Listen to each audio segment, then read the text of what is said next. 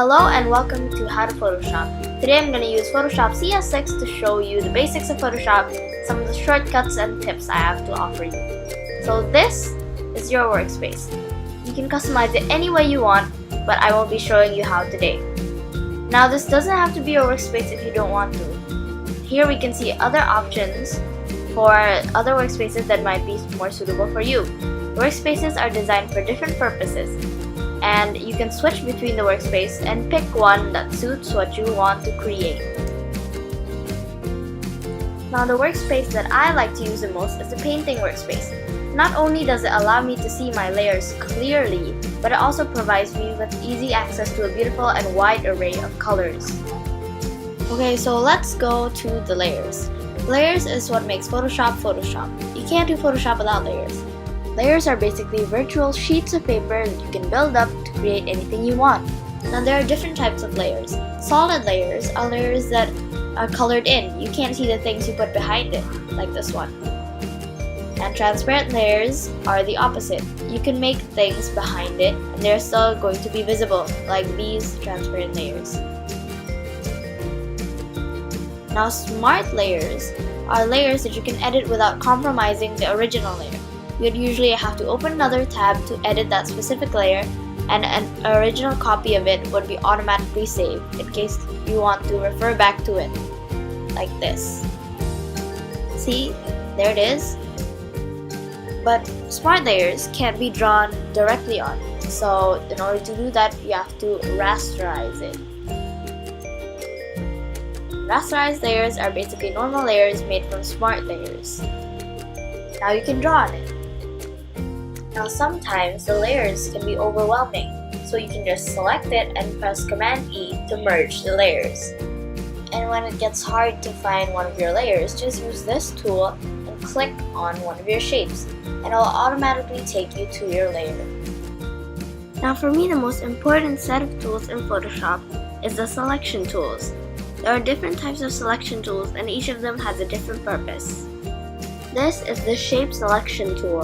This is basically a tool that can select an area of your canvas in the shape of a circle or a rectangle. This is the lasso tool. The lasso tool is basically a tool that lets you draw out your selection, either using free lines or using straight lines. The basic lasso, like this one, works like the paint mode on Word, and it lets you freely create your selection, while the polygonal lasso uses straight lines to create your selection. The magnetic lasso follows the properties of your shapes, so you don't need to press anything, as shown here. Now the magic and quick selection tools are the go-to tools I usually use when selecting complex objects. Not only does it quickly select the areas you want, it also doesn't feather, and it makes straight and clean lines without the effort of using a manual tool like a polygonal lasso. The magic tool lets you simply press and select things, while the quick selection tool works like a brush. Now selection tools are all buildable, so you can hold Shift as you select, and you can also decrease the area by holding Option, like this. Now the pen tool isn't exactly a selection tool, but you can also make selections with it. It's very similar to the polygonal lasso tool, but it also makes curves, and you would have to right-click to create your selection. Now there are many brush options in Photoshop. You can enlarge the brush or you can make it smaller. You can also work with the opacity and change the shape of your brush. Now the paint bucket tool lets you color in any surface. The gradient tool lets you have an ombre effect to what you want to color. Now the brush tool also has some options, for example the pencil tool. It helps you draw lines that are crisp and clean. Now the dodge tool lets you make highlights,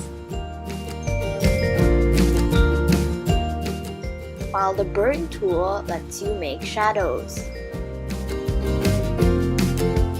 You can also play with the range of the tool from midtones, highlights, to shadows. And the spot healing tool lets you get rid of any imperfections on the skin. So here are some easy shortcuts. Command T or free transform that lets you transform your layers. You can warp it, you can change the perspective, you can rotate it and you can move it around. And you can press D every time you want to change your colors back to monochrome. Lastly, press X to switch your colors around. And that concludes my basic tutorial on how to navigate through Photoshop. Thank you very much and good luck!